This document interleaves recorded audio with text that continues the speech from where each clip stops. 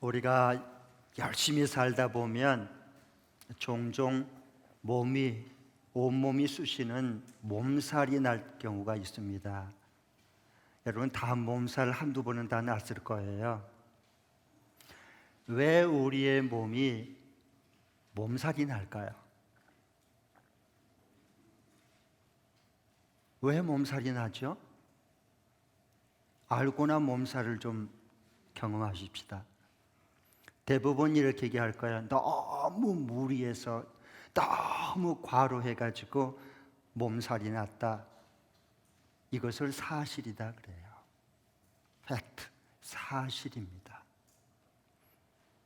그러나 세상은 이것만 가지고 살아갈 수 없어요.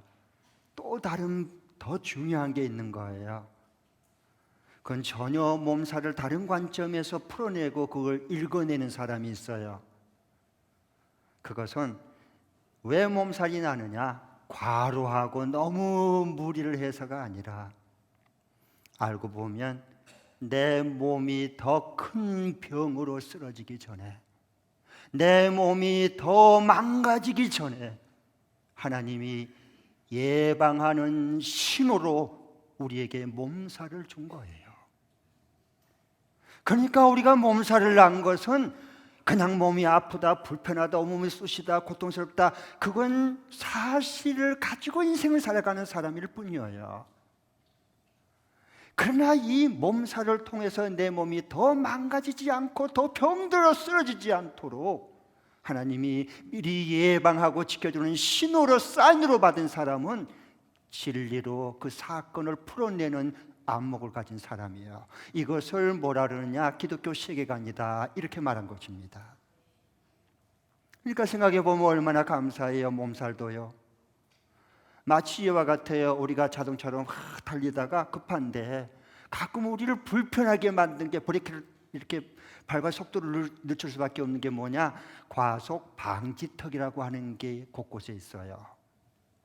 내 생각 같아서는 그냥 쫙 밟고 가면 좋겠는데 가속 방지턱 이런 거 덜커덕 막 이런 거 하지 말고. 그런데 여러분, 왜 과속을 방지하는 방지턱을 만들어 놨을까요? 운전자는 불편한 게 틀림없거든요. 그것은 과속 방지턱이 있는 그곳의 주변에는 사람들이 많이 왕래를 하는 거예요. 잘못하면 상대방 길 걷는 사람을 다칠 수 있고, 교통사고가 나면 내 몸도 다칠 수가 있기 때문에 그걸 미리 방지하기 위해서 불편하더라도 그 불편을 감수해서라도 서로의 안전을 위해서 과속 방지턱이 있어요. 그래서 속도를 줄이세요, 그리고 슬쩍 넘어가세요, 이렇게 우리는 다 신호를 알고 있습니다. 그러니까 똑같은 사건을 봐도 겉표면인 사실만 보고 인생을 살아가는 사람이 있고, 이것을 육의 사람이다, 성경은 말한 거예요. 그러나 겉으로 보는 이런 표면 사실만 보는 게 아니라 그 속에 이면을 보고 살아가는 사람들, 하나님의 사인과 음성을 듣고 일하심을 보고 살아가는 사람들, 그 사람을 영의 사람, 진리의 사람이다 라고 말한 것입니다. 우리가 사실만 보면 살면 싸우고 험담하고 서로 시기하고 질투하고 억울하고 분노가 일어나고, 이건 사실 속에 살고 있다는 증거예요. 인생의 몸살을 앓고 있는 겁니다. 그러나 그 더 깊이 이면에 예수님이 만물을 주관하시고 계획을 가지시고 이끌어 가신 그것을 동시에 사실과 함께 보는 사람들, 이 진리의 사람들, 이 예수님의 진리로 살아가는 사람들, 이 사람들은 그 삶이 주님이 이 땅에 오신 것처럼 생명을 얻을 뿐만 아니라 더 풍성한 삶을 살아갈 수 있게 됩니다. 할렐루야. 네. 그래서 이 시간 진리신 예수님이 함께 하셔서 겉만 보는 사실로 사는 건조한 인생이 아니라 그 속에 흐르는 이면의 주의 역사를 보면서 살아갈 수 있는 우리 열린문교회 모든 성도들이 될 수 있기를 축복합니다. 또 세미나에 우리 참여하신 우리 동역자님도 할렐루야. 네. 하나님은 오늘 우리가 읽은 말씀에 보면은 이 고린도 교회가 시기와 질투와 분쟁을 일으켰어요. 고린도 교회는 사실 어린애 신앙이다 이렇게 말했어요. 그런데 이 고린도 교인들을 향해서 오늘 뭐라고 말씀합니까? 9절의 말씀에 보면 우리는 하나님의 동역자요, 여러분은, 고린도 교인들은 누구예요? 하나님의 받침이 하나님의 건물이다 그래요. 하나님의 건물을, 이것은 개역개정판에는 하나님의 집이다라고 말했어요. 하나님의 밭이요 하나님의 집이다. 누가? 고린도 교인들, 예수 믿는 사람들이요. 원래 옛날이나 똑같아요. 이스라엘 그 당시에도 밭과 집과 밭은 가까이 있어요. 그래서 옆에, 집 바로 옆에 텃밭이다 그래요. 채전을 가꾸어서 먹어요. 뒤에 있는 것을, 집 뒤에 있는 걸 뒷밭이다 라고 말하는 것이에요. 따로 있지 않아요, 집과 밭은. 그런 배경으로 오늘 이 말씀을 너희들은 하나님의 집이요 하나님의 밭이다 이렇게 말씀해 주시는 거예요. 그러니까 여기에 너희들이 하나님의 집이다라고 말한 것은 사람이 사는 집을 말한 게 아니고 거룩하신 하나님이 거하시고 사시는 집이 곧 하나님의 집이에요. 하나님의 임재와 영광으로 가득 차 있는 곳이 하나님의 집이에요. 여러분, 그러면 누가 하나님의 집이에요? 건물이에요? 아니에요. 예수님을 믿고 성령이 그 안에 거하시는 저와 여러분이 하나님의 밭이요 하나님의 집이 됩니다. 할렐루야. 네. 걸어다니는 하나님이 거하시는, 하나님이 내 안에 살고 계시고 우리 가운데 거하시고 계시는, 우리는 하나님의 영광스럽고 거룩한 하나님의 집이 됐어요.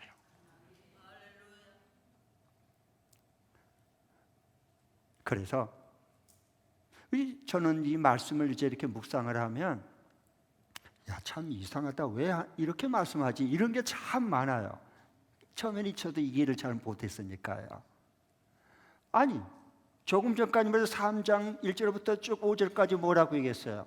너희들은 전부 다 시기 질투가 있고 분쟁을 했고, 고린도 교회가 네 팔을 찢어잡고 서로 물고 뜯고 시기하고 분쟁하고 파당을 짓고 막 으르렁거리고, 너희들은 육에 속한 사람이고 젖먹이 어린아이 신앙이다 그렇게 말해놓고 그렇잖아요. 예. 그런데 오늘 여기 말씀에 보면 하나님이 거하고 사는 거룩한 하나님의 집이다라고 말하면 이 말이 좀 앞뒤가 안 맞잖아요. 말도 안 돼. 그 저토하는 어린이한테 그 저토하는 그 냄새가 아주 지독하거든요.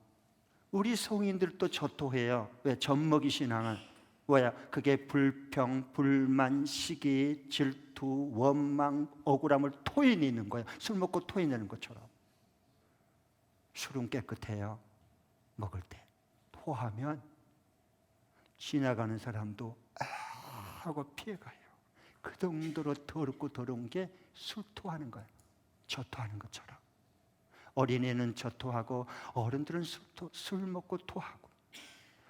이런 고린도 교인들을 향해서 하나님께서 너희들은 하나님이 거하는 거룩한 집이다라고 말하면 말도 안 돼. 그래야 정상이지 않겠습니까? 말도 안 돼. 어떻게 저런 인간들이 하나님이 거하고 그 안에 사는 집이 될 수 있다니, 영광스러운 집이 될 수 있다니, 이렇게 성경이 보여지기를 바랍니다. 말도 안 돼. 여러분, 말이 되면 그건 도덕 윤리예요. 수준이. 말이 안 돼야 예수님의 복음이고 천국의 복음이 되는 것입니다. 그러면 이 바울과 아볼로가 하나님의 우리는 동역자다 그랬어요. 그러면 이 하나님과 함께 일하는 이 하나님의 동역자는 바울과 아볼로가 그렇게 헌신한 목적이 뭘까요? 도대체 왜 이렇게 고린도 교회에서 이들이 헌신을 했었을까요? 그것은 자기 집을 의리의리하게 마련하기 위해서가 아니라, 그래서 사회가 한 게 아니에요. 고린도 교회인들이 영광스러운 하나님 거하는 집이 되도록 세워주기 위해서 사역을 한 거예요. 오늘 그것이 이면에 흐르고 있어요. 하나님의 집이, 하나님의 친히 사시고 거하는 그 영광스러운 하나님의 집이 되도록 그걸 세우기 위해서 하나님이 바울과 또 후임인 아볼로를 고린도 교회에 보내서 사역을 하게 했어요. 하나님과 동역하도록. 하나님과 동역하는 사람은 달라요. 원래 우리 인간은 타락하기 전에는 에덴 동산이 하나님이 함께하는, 하나님이 거하는 집이었어요. 그러나 이렇게 아름다운 에덴 동산이 인간이 하나님을 저버리고 배척하고 하나님을 떠나 타락한 인간들은 이제 하나님을 집을 잃어버렸어요. 동산에서 내쫓김을 당했어요. 그러니까 하나님을 잃어버리니까 이제는 걱정이 온통 집 마련하기 위해서. 서울에서 집 마련하려면 셀러리맨이 월급 받아가지고 10년 넘게 모으고 해도 쉽지 않고, 그거 대출 받아서 갚으니라고 허리가 휠 정도로 제대로 먹지도 못하고 쓰지도 못하고 어디 가지도 못해요. 쉽지 않아요. 그 집 마련하니라고. 그러다가 집 마련해놓고 병나면 집 사는 사람이 있고 집 안에 들어와 사는 사람이 따로 있다는 걸 좀 한 번쯤 생각해 보시기를 바라요. 네.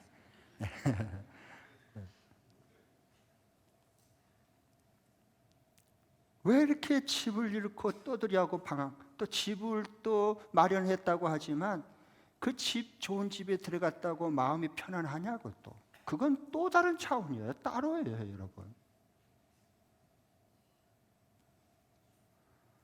그러니까 우리 속에 집을 마련하기 위해서 애를 쓰지만 마련해놓으면 안식도 없고 쉼도 없고 그리고 평안함이 찾아보기가 어려운 시대에 살아가고 있어요.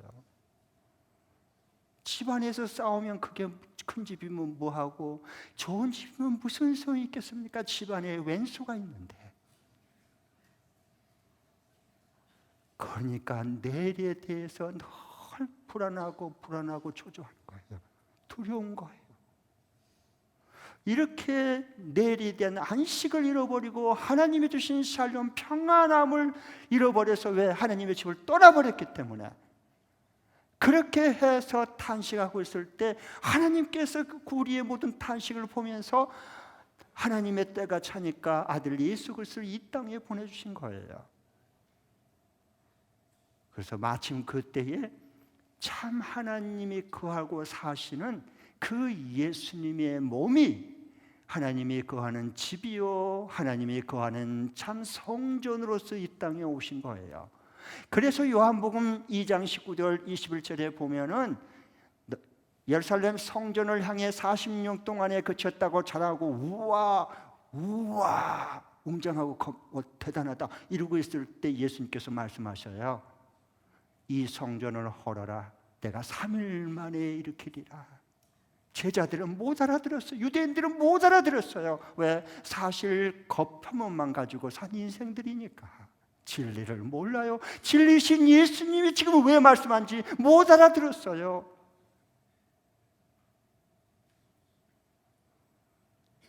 그래서 그 다음에 사도 요한은 그걸 해석을 해줘요. 말씀을. 이 성전을 헐어라. 내가 3일 만에 일으키리라.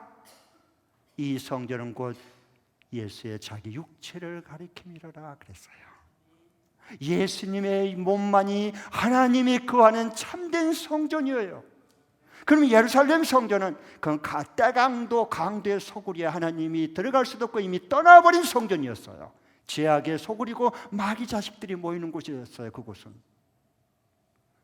그러니까 진리이신 예수님이 거할 수도 없고 함께 살 수 없는 타락한 종교로 되어버린 거예요. 그래서 이 성전을 헐어라. 나를 십자가에 못 박아 죽여라.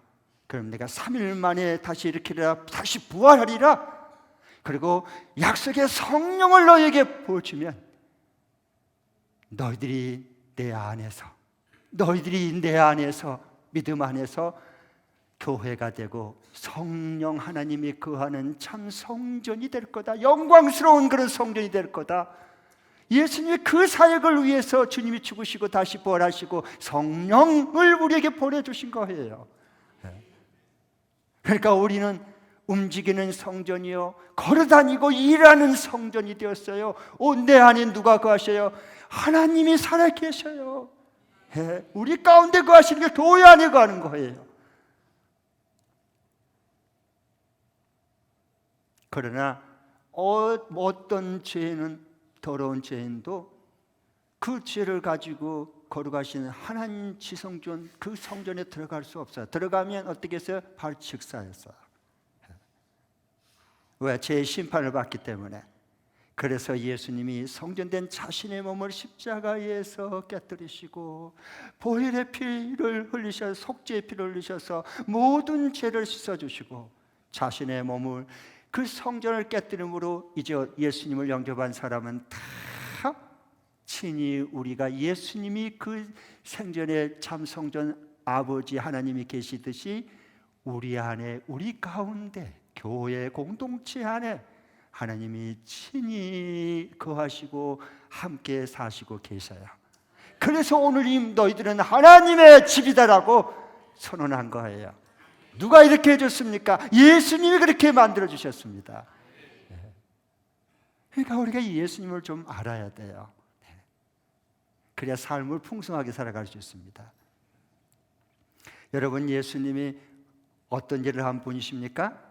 그것은 하나님이 거하신 이 성전인 예수님 안으로 들어온 사람은 누구든지 어떤 죄인이든지 다 그리스도의 영, 하나님이 거하는 성전이 되고 그 영광스러운 하나님의 임재와 하나님의 영광을 볼 수 있는 살아있는 성전이 돼요. 그리스도의 몸뚱아리가 저와 여러분이 되는 거예요. 부활하신 공동체로서 이 땅 위에 하나님과 함께하고 하나님과 함께 사시는 거룩한 몸들이 되었어요. 누가? 예수님이 그렇게 만들어주신 거죠. 우리 예수님께서. 그래서 고린도전서 3장 16절 17절에 보면 이렇게 증언해요. 너희가 하나님의 성전인 것과 하나님이 너희 안에 거한 것을 너희가 알지 못하느냐. 너희는 하나님의 성전이니라 라고 말해요. 성도란 누구일까요? 성도란 하나님의 영이 친히 거하시고 함께 사는 성전된 사람이에요. 이걸 성경에서는 성도라라고 말씀한 거예요.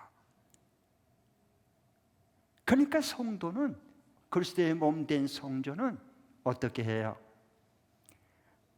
주님이 날마다 함께 하셔요.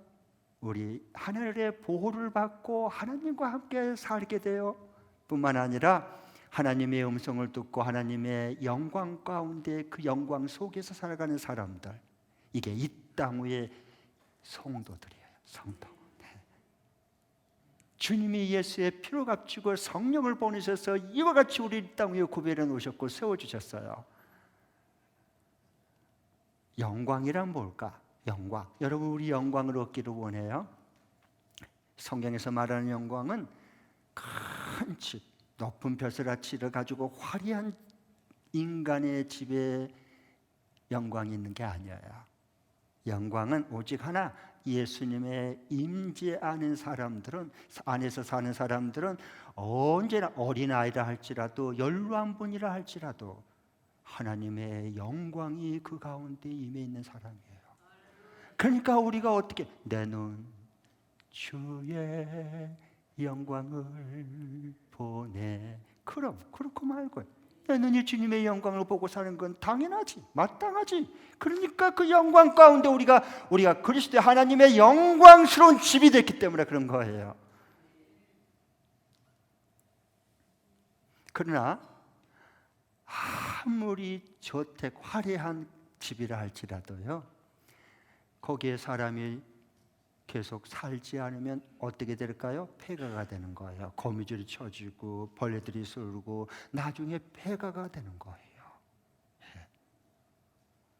우리 안에 하나님의 영이 살아있을 때만 우리는 움직이는 하나님의 우리 가운데 거하는 성전, 하나님의 임재와 영광 가운데 우리는 사는 자가 되는 거예요. 하나님 떠나면 영광은 그때부터 떠나는 거예요. 없어요. 우리 인생에 살아가는 동안에. 엘리의 그 자부가 애를 낳고 그 아이의 이름을 이가봇이다 그랬어요. 하나님의 영광이 이 집안에서 떠났다라고 말했어요. 진짜 영광이 떠났습니다. 하나님을 믿는다고 했지만 왜? 하나님이 안 계시니까, 이미 떠났으니까 그런 거예요. 그러니까 우리가 이렇게 보면 하나님의 그 임재와 영광 가운데 사는 사람이 있고 하나님의 영광이 떠나버린 사람들이 있어요.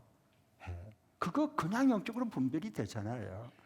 그러니까 자꾸 여러분 그렇게 거룩한 하나님 예수님을 많이 닮아가는 하나님과 함께 사는 것을 여러분 연습하려면 어렵지 않아요. 여러분이 잘 영적으로 분별하고 말하지 말고, 왜냐하면 또 여기 시기와 질투와 또 비난이 험담이 나올 수 있으니까 말하지 말고 주님께 물으면서 하나님의 임재와 영광이 누구를 통해서 나타나는가 그걸 보시고 그들과 함께 영적 교제를 친밀하게 잡고 하세요. 너무도 귀한 축복이에요, 그건요.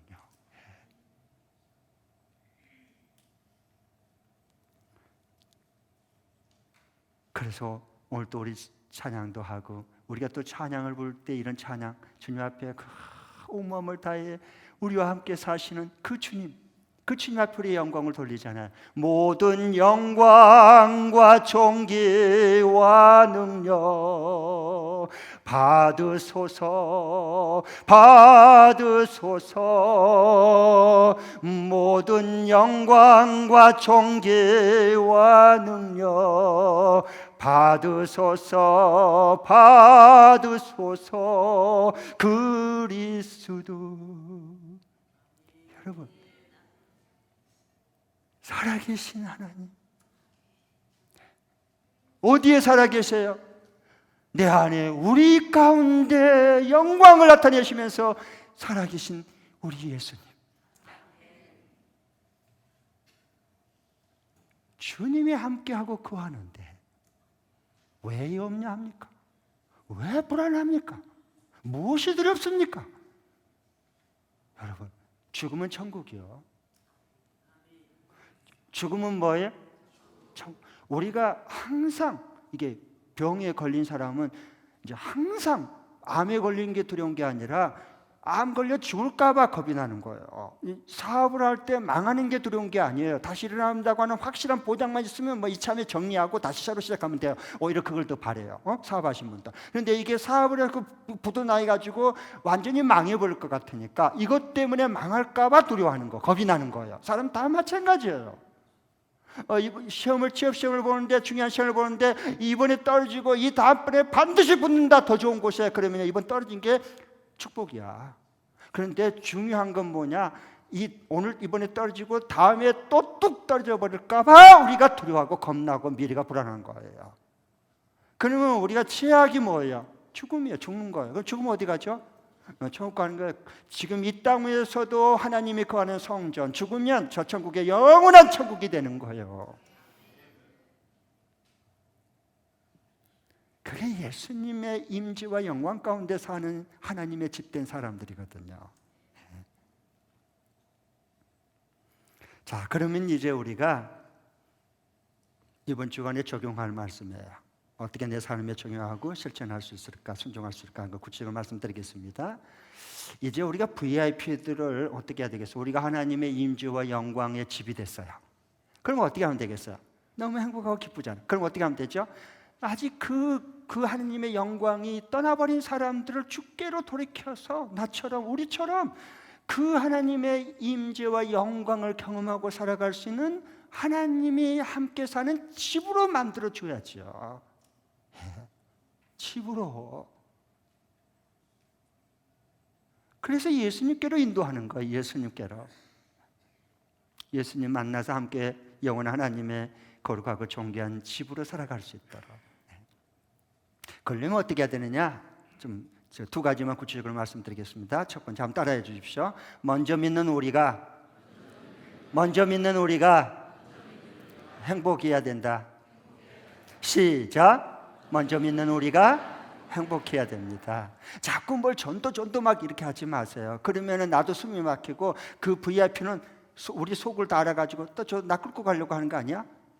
그러면 다 피해버리고 전부 다 숨어버리고요. 다 나 안 가. 응? 다음에 전화도 하지 마. 오지도 마. 이렇게 한단 말이에요. 소용없어요. 간단해요. 그냥 같이 평상시에 일하면서 우리는 하나님이 함께하고 하나님이 우리 안에 거하는 하나님의 집이 됐잖아요. 영광스러운 집이 됐잖아요. 그 증거가 뭐겠어요? 행복함이에요. 기쁨이에요. 여러분, 우리가 행복해야 전도가 돼요. 전도를 이렇게 하는 목장들 봐보세요. 공통점이 뭔지 아세요? 기도를 많이 해요. 왜냐하면 내가 할 수 없으니까 하나님을, 성령을 의지하는 거거든. 그 사인을 받고 순종한 사람들이에요. 그리고 하나님이 어김없이 그 영혼을 준비하는 것을 붙여주시거든요. 만나게 해주시고 연결시켜 주시고. 그 다음에 행복해요. 예수님 함께 살고 자랑하고 알리고 사는 게 너무 행복한 거예요. 그러니까 복음을 전하고 싶어지는 거죠. 예. 사람을 행복해야 끌려요. 안 믿는 사람들은 하나님을 몰라요. 근데 똑같은 직장에서 어려움을 겪었는데 나는 죽을 똥을 싸고 있는데 정정당한데 옆에서 이렇게 보니까 이 사람은 웃고 행복해. 아무렇지도 않아. 지금 뭐지? 알고 보니까 예수 믿는 사람이래. 그러면 누구를 믿고 싶겠어요? 그 사람처럼 예수 믿고 싶어지죠. 행복해야 전도가 돼요, 여러분. 만일 경우에 우거지쌍을 쓰고 입을 그냥 불평이 그냥 이렇게 달고 있고 입만 벌리면 그냥 원망 쏟아내고 막 술토하는 것처럼 막 냄새나는 말만 계속하고 막 그러고 다 알고 있는데 평상시에 전도 집회한다고 야, 너 전도 대상자인데 좀 같이 가자. 그러면 그 사람이 뭐라 그럴까요? 뭐라 할 것 같아요? 전도해 보신 분 뭐라 그럴까요? 야, 나 너 지금 수년 동안 너 보고 나가 있거든? 근데 네 행복하지 않잖아. 네 불행하잖아. 너 불만만 하잖아. 그러면 나보다 예수 믿으라고 그러면 나도 너처럼 불행해지란 말이냐? 나 안 믿어. 당연하지. 그렇게 반응한 게 여러분 당연하지 않겠어요? 그렇기 때문에 우리 예수 믿는 사람이 행복해야 되는 거예요. 왜? 하나님의 영광스러운 그런 하나님의 집이 됐는데. 네. 아멘. 오늘도 이렇게 세례를 받으면 이렇게 1부, 2부 10명이고 또 입교도 하고 여러분 얼마나 행복해요. 또 다음 달에도 매달 세례식 있는데 기대가 되어 하나님이 일하시며 참 감사하죠. 영광스러운 하나님이 집이 돼서 사는 사람들이 영혼을 구원하고 주께로 인도하는 거예요. 다 할 수 있는 거 아니에요, 사실은. 그 다음에 우리 예수 믿는 사람들이 왜 행복해야 되냐? 이제 그래야 전도가 될 수 있고요. 두 번째로는 다 하나님께 선물로 받았기 때문에 그래요. 모든 내가 가지고 있는 것 다 하나님께 선물로 거저받은 거예요. 우리가 생일 선물, 결혼 기념 선물, 어떤 것이 승진 선물 줬을 때 이렇게 축하하면서 선물을 주면요, 그렇게 행복해요. 그 작은 선물 하나 받았는데도. 그런데 가만히 우리가 한번 봐보세요. 모든 것을 우리는 다 하나님께 선물로 받았어요. 이 세상에 태어날 때 핏덩이로 아무것도 가져오지 않았어요. 이 세상 떠날 때 아무것도 가져가지 못해 다 놓고 가야 돼요. 그러면 지금 현재 내게 있는 모든 것은 다 하나님께 선물로 받은 거예요. 선물로 받은 거 가만히 보세요. 예수 믿고 구원받는 거. 구원은 하나님의 선물이다. 성경은 그렇게 에베소서 말씀했어요. 여러분의 자녀 태열매도 하나님의 선물이에요. 내가 지금 이 땅 위에서 사역을 하던 일터에서 그 재능, 달란트, 이 은사도 기프트, 하나님이 거저주는 선물로 가지고 우리가 받고 지금 일하고 먹고 살아가는 거예요. 그걸 주지 않았으면 우리가 어떻게 일하고 뭘 먹고 사는 거예요? 살 수 없어요, 우리요. 그러니까 인생의 풍성한 사람은 내가 참 귀한 것을 선물로 하나님께 다 받았구나 이러고 살면 삶이 풍성해지고, 그 19개를 다 받아놓고 한 가지 이거 아직 안 줬다고 요것 때문에 하나도 안 받은 것처럼 불평을 토해낸 사람들은요 복이 없습니다. 복이 없어요. 그럼 하나님이 너 있는 것까지 다 내놔라. 그럼 어떻게 하려고 그러세요? 응? 있는 것까지 다 내놔. 그러면 어떻게 하려고 그래? 그거 가져가 버리면. 사람이 참 어리석어요. 그래서 우리가 행복하는 거 왜 그러냐? 모든 것 알고 보면 다 모두 다 몽땅 받은 것밖에 없어요. 선물로 받았어요. 그러니까 우리가 얼마든지 행복하게 살아갈 수 있잖아요. 오늘 하루도 하나님이 선물로 주셨잖아요.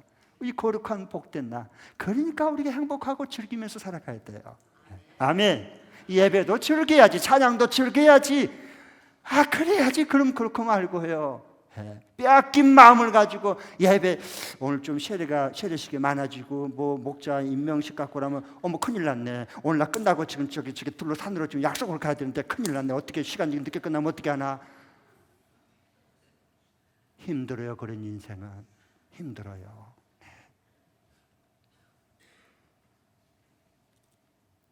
하나님께 다 우리 선물로 받았어요. 아니 하나님이 오늘 또 살게 하니까 우리가 사는 것밖에 없어요.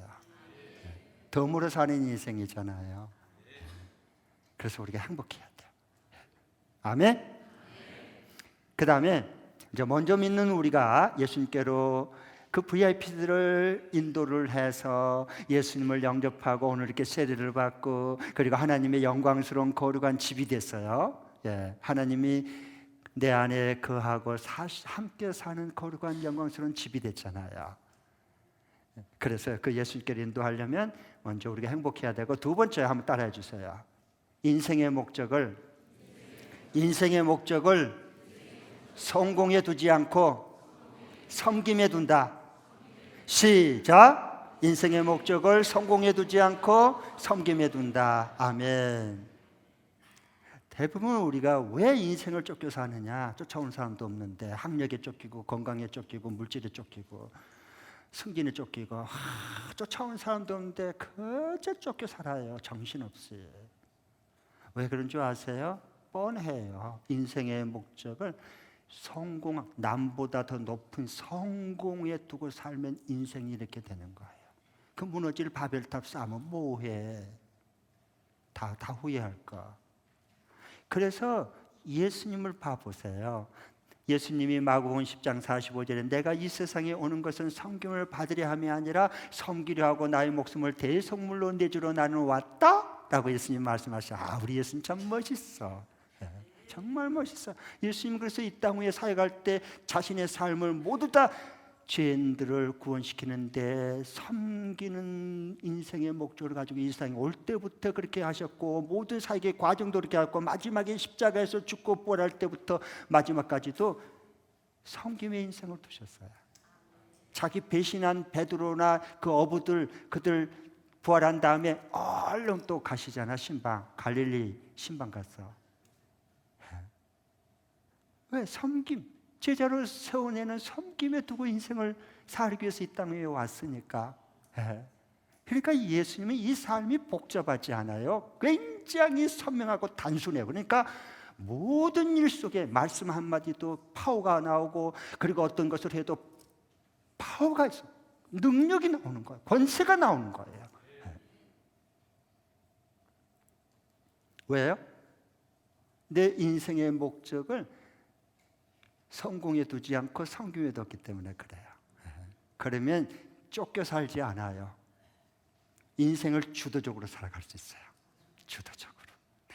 사는 것처럼 살아갈 수 있어요.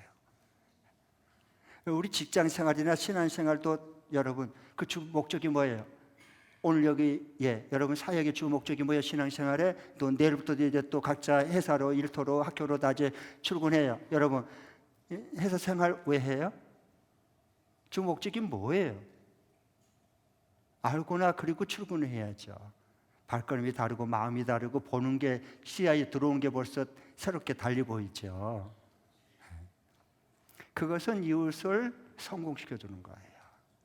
오늘 하나님이 나와 함께한 것처럼 나를 만나는 사람들 내가 예수님의 이름으로 지혜로 능력으로 하나님의 성령으로 저를 내가 도와서 성공시켜주리라. 이러고 출근하면 얼마나 많은 사람들이 나를 기다리고 사모하고 존경하고 본받고 싶다고 따르겠어요? 생각해 보세요. 이용해 먹으면 한두 번은 이용해 먹을 수 있어요. 내 욕구와 성공을 해서 취할 수 있고 거짓을 속일 수 있지만 두세 번은 안 속습니다. 절대. 이 사람은 절대로 두세 번은 안 속습니다. 다 알아버리기 때문에. 그러니까 우리가 일터에도 이웃을 성공시켜주기 위해서 출근해야지. 이게 예수님 믿는 사람, 예수님이 친히 함께 사는 사람, 그 영광 가운데 거하는 하나님의 집이 된 사람들이거든요. 그러면요, 내 삶에 하나님의 능력이 나오기 시작해요. 왜요? 빌보스 2장 13절처럼 하나님의 성령께서 우리 안에 하나님의 뜻대로 행하고 싶은 마음도 주시고 소원도 영원하게 해주시고 그걸 행할 수 있는 능력도 하나님이 계속 주셔요. 그러니까 하나님의 능력이 나오는 거예요. 내가 해낼 수 있고 다른 사람도 성공시켜 줄 수 있는 거기서 에너지가 나온 거예요. 네. 그 다음에 소중한 사람의 마음을 얻어요. 우리가 남을 성공시켜 주려고 출근하고 사역을 하고 이렇게 하면요, 사람들은 기가 막히게 세월이 조금 지나면 금방 알아차려요. 진심으로 나를 위한 건지 나를 이용해 먹으려고 하는 건지. 그거 모르겠습니까? 사람이 영적인 존재인데 그 사람의 마음을 얻어요. 마음을 얻어야 되거든요. 그리고 그 사람을 성공시켜주는 기쁨을 맛보아요. 그래서 인생이 예수님이 주시고 이 땅에 오신 풍성한 삶을 살아갈 수 있어요. 하나님의 은혜로 풍년이 오는 거예요. 흉년과 가뭄을 만나는 게 아니라 달라요.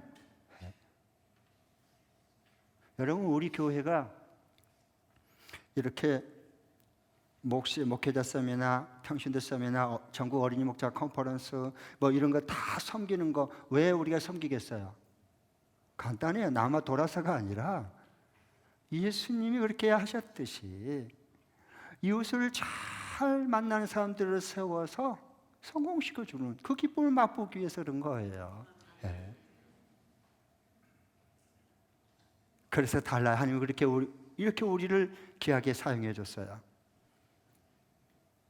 고린도 교인들처럼 자기밖에 모르고 자기 편당을 짓고 편리만 추구하고 이렇게 하면요, 교회가 내 표로 갈라졌고 시기 질투 싸움 그렇게 되잖아요.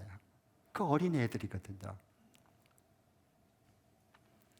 여러분, 우리 자녀들, 우리가 한국 교회를 목회자를 섬기고 해외에 있는 선교사님들을 섬기고 또 어린이 전국 목자 컨퍼런스 섬기고 다 좋아요. 이것도 계속해야 되지만 우리 교회 안에 있는 우리 다음 세대를 섬겨야 돼요. 우리가요. 그들을 성공시켜줘야 돼요. 네, 그들을. 그런 섬김이 필요할 사항이에요. 왜냐하면 지금 청소년부 지금 목장 모임하고 있을 터인데 청소년부 눈이 이렇게 좀 보신 분은 보았을 거예요.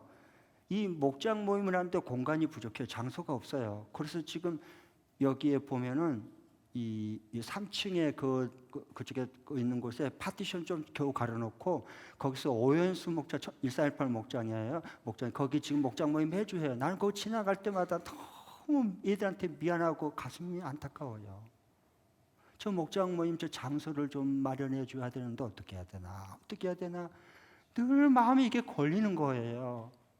그런데도 열심히 해요. 그 오은수 형제는요, 그 청소부구 목자는요, 내가 그 박영희 목사한테 내가 물어봤어요. 그랬더니 격주로 알바해가지고 알바비를 가지고 목장 식구들을 간식을 해서 섬기고 있어요. 아니 그런 마음을 주니까 저렇게 하려고 애를 쓸 때 우리 장년들이, 우리 실버 되신 분들이 좀 저들을 좀 목장모임 할 수 있도록 좀 섬김이 필요해요. 저들을 성공시켜 줘야죠. 그래야 우리 교회가 장래가 있는 거죠.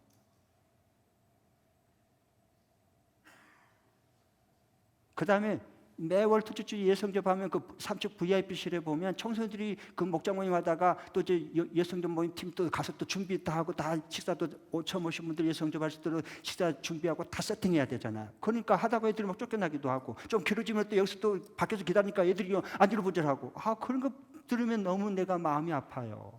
저걸 빨리 어떻게 애들이 청소년들이 집중해서 목장 모임을 해서 영혼을 권하고 제 세워지고 성김의 닛을 키워주고 좀 이렇게 도와줘야 되는데 어떻게 해야 되나 이런 마음이 든다고요.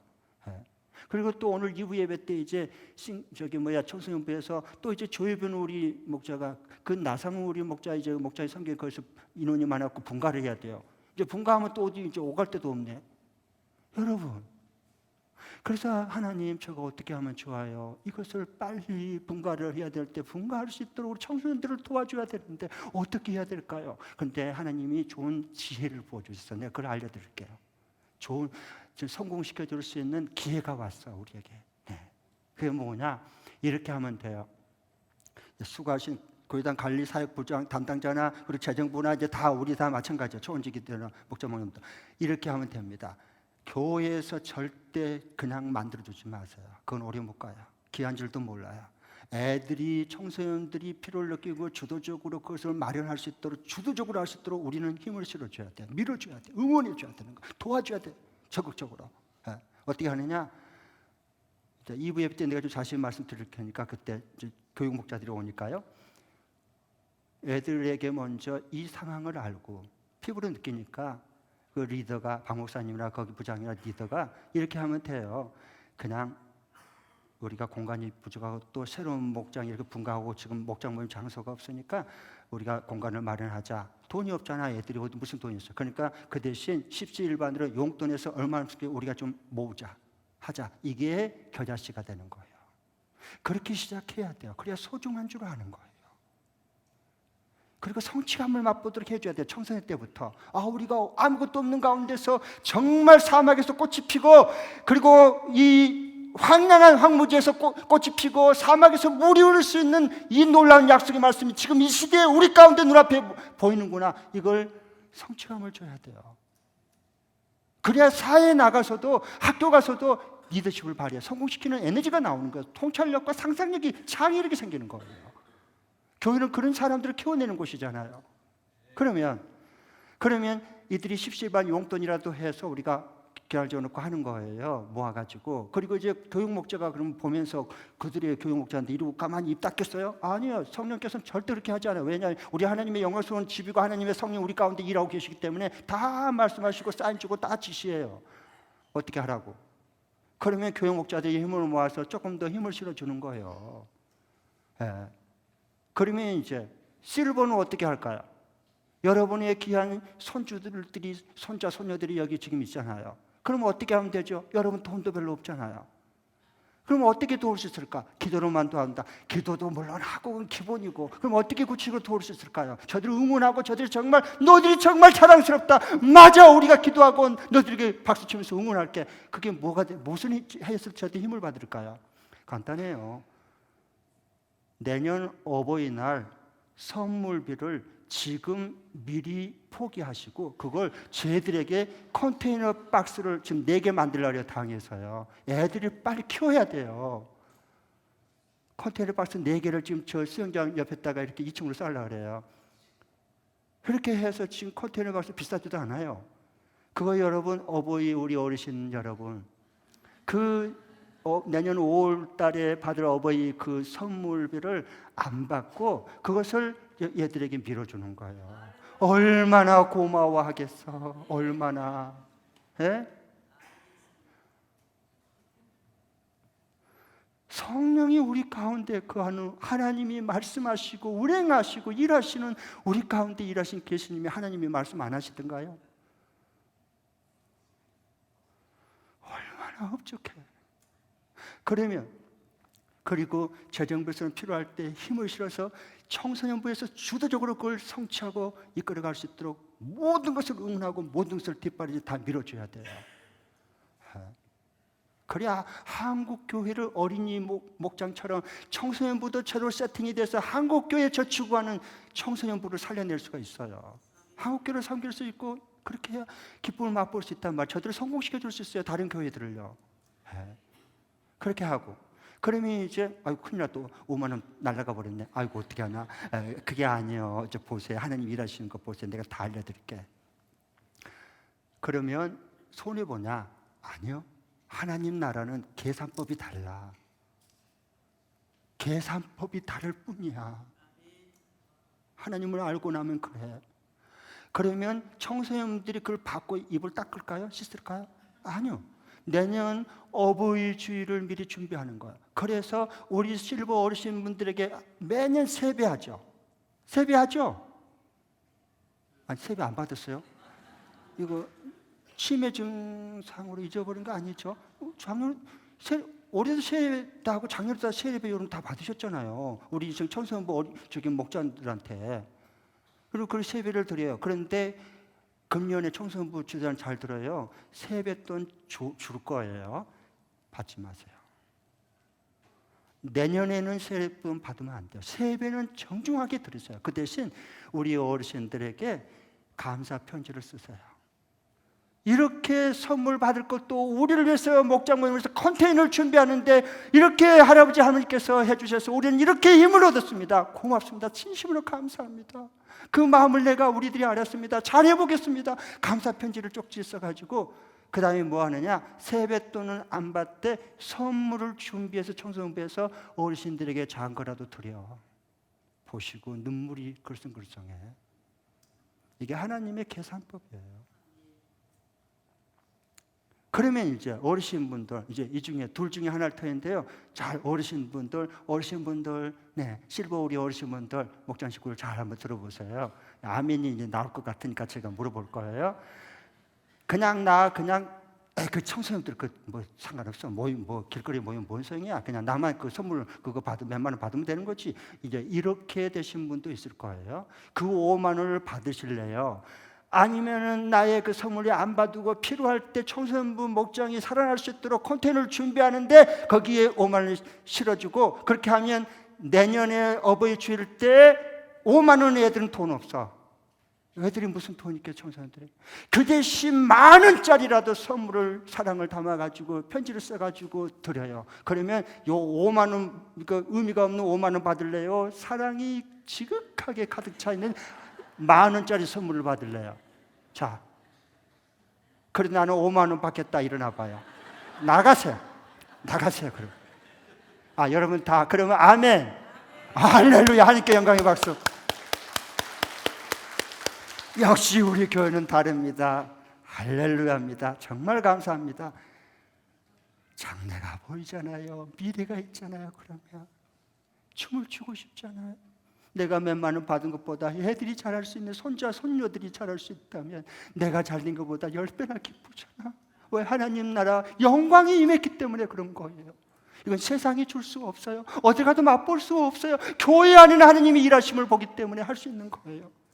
우리 실버 어르신들 아멘 하신 분은 앞으로 10년 건강하게 살고 50년 동안 더 하나님께 살려주면 마음껏 즐기면서 풍성한 삶을 살 줄 믿습니다.